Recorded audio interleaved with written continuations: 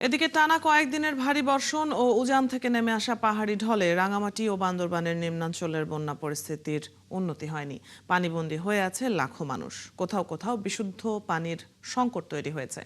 রাঙামাটিতে জেলার অন্তত ৩০টি গ্রাম প্লাবিত হয়েছে। পানিবন্দী হয়ে পড়েছে অন্তত ২০,০০০ মানুষ। এই জেলায় এ পর্যন্ত ৪০টি আশ্রয় কেন্দ্রে ৩,৫০০ মানুষ আশ্রয় নিয়েছে। কোনো কোনো এলাকায় খাবার ও বিশুদ্ধ খাবার পানির সংকট দেখা দিয়েছে। এদিকে টানা ভারী বর্ষণ, পাহাড় ধস ও বন্যা পরিস্থিতির কারণে বান্দরবানের সব পর্যটন কেন্দ্র বন্ধ রাখার মেয়াদ আরও বাড়িয়েছে জেলা প্রশাসন। নতুন সিদ্ধান্ত অনুযায়ী আগামী ১৫ জুলাই পর্যন্ত জেলার সব পর্যটন কেন্দ্র পর্যটকদের জন্য বন্ধ থাকবে। টানা অতি ভারী বর্ষণ, পাহাড়ি ঢল ও ধসে ৩ পার্বত্য জেলা রাঙামাটি, খাগড়াছড়ি ও বান্দরবানে প্রায় ৩৫,০০০ লোক ক্ষতিগ্রস্ত হয়েছে। তার মধ্যে ৮ জন নিহত হয়েছে। ৪ শতাধিক আশ্রয় কেন্দ্রে প্রায় ১১,০০০ মানুষ আশ্রয় নিয়েছে।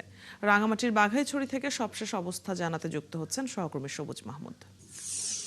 সবুজ, আপনি রাঙামাটির বিভিন্ন স্থান ঘুরে সংবাদ সংগ্রহ করছেন, কেমন দেখছেন অবস্থা এবং বাঘাইছড়ির অবস্থা বিশেষ করে জানতে চাই, সেখানকার কি পরিস্থিতি দেখছেন?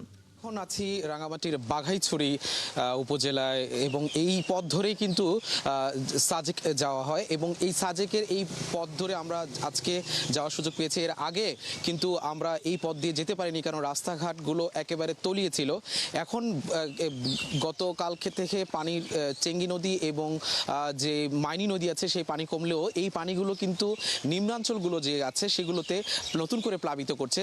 তো উপরের দিকের পানি কমলেও নিচের দিকে আবার নতুন করে প্লাবিত হওয়ায় আসলে বন্যা পরিস্থিতির যে উন্নতি হয়েছে সেটা পুরোপুরি বলা যাবে না। তবে কিছু জায়গায় পানি নেমে যাওয়ার কারণে অনেকে আশ্রয় কেন্দ্র থেকে তাদের নিজের বাড়িতে ফেরত গিয়েছেন, আবার নিম্ন জায়গায় প্লাবিত হওয়ার কারণে সেখান থেকে আবার নতুন করে আশ্রয় কেন্দ্রে গিয়েছেন।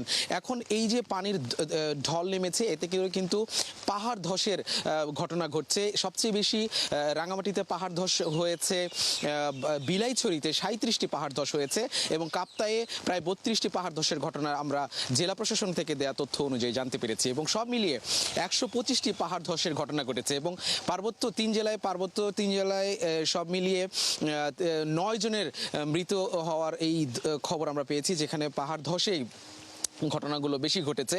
এবং আশ্রয় কেন্দ্রগুলোতে কিন্তু নিয়মিত ৩ বেলা খাবার সহ নিরাপদ পানি এবং অন্যান্য সব জিনিসপত্র তারা সরবরাহ করছে এবং আশ্রয় কেন্দ্রের যারা আশ্রয় গ্রহণকারী আছেন তাদের সাথে আমরা কথা বলেছি। তারা জানিয়েছে যে তারা তাদের বাড়িঘরের সব জিনিসপত্র রেখে আশ্রয় কেন্দ্রে চলে এসেছে নিরাপদে, কিন্তু সেখানে তারা ভালো থাকলেও পরবর্তীতে এই দুর্যোগ পরবর্তীতে তারা কিভাবে তাদের জীবনটা বা তাদের ঘর বাড়িগুলো ভেঙে গেছে সেইগুলো কিভাবে মেরামত করবে সেই নিয়ে তারা একটু দুশ্চিন্তায় আছে। সেই সাথে যোগাযোগ ব্যবস্থা কিন্তু পুরোটাই ভেঙে পড়েছে। কোথাও কোথাও রাস্তায় এমনভাবে ভেঙে পড়েছে সেগুলো মেরামত করতে এখনো ওই ধরনের উদ্যোগ দেখা যাচ্ছে না এবং মেরামত করতে কিছুটা সময় লাগবে এবং সেই মেরামত না হলে সেখানে যানবাহন চলাচল কিন্তু নিয়মিত হবে না, যার কারণে যেই যোগাযোগ বন্ধ থাকলে সব কিছুই বন্ধ থাকে, যার কারণে কিন্তু মানুষজন দুশ্চিন্তাগ্রস্ত আছেন। আমাদের সাথে আছেন আমাদের বাঘাইছড়ি প্রতিনিধি সুমন। আমরা তার কাছে জানতে চাইবো যে এখানকার রাস্তাঘাট সহ সার্বিক অবস্থাটা কেমন আছে, আপনি কেমন দেখছেন? আপনি তো এখানে কাজ করছেন নিয়মিত। জি সবুজ, আপনি যেমনটি বলছিলেন, আপনার বৃষ্টিপাত থেমে গেলেও আপনার এই বন্যার পানি নেমে যাওয়ার পরে আপনার যে ক্ষত চিহ্ন যে এর মধ্যে আমরা সেটা দেখতে পাচ্ছি। বাঘাইছড়ির যে মারিশা দিঘিনালা যে সড়কের সেই ৩ কিলোমিটার এলাকা বড় একটি ধসের কারণে আপনার এই মুহূর্তে বাঘাইছড়ির সাথে সারা দেশের আপনার যান চলাচল বন্ধ রয়েছে। তো যে সড়ক ভেঙে গেছে এই সড়কটা মেরামতের উদ্যোগ এখন পর্যন্ত সড়ক জনপদ বিভাগ থেকে নেওয়া হয়নি।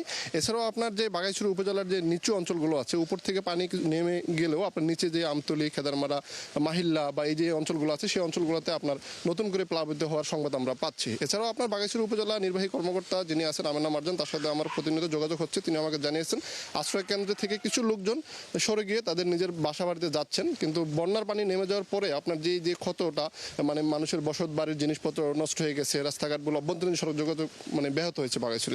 সবুজ, আপনি যেমনটা শুনছিলেন যে এখানে এখন দুর্যোগ পরবর্তী ব্যবস্থাটা আসলে নিয়েই সবাই দুশ্চিন্তায় আছে, তো সেই বিষয়গুলো নিয়ে এখন প্রশাসন যেন নজর দেয়, সাধারণ মানুষ এমনটাই প্রত্যাশা করছে।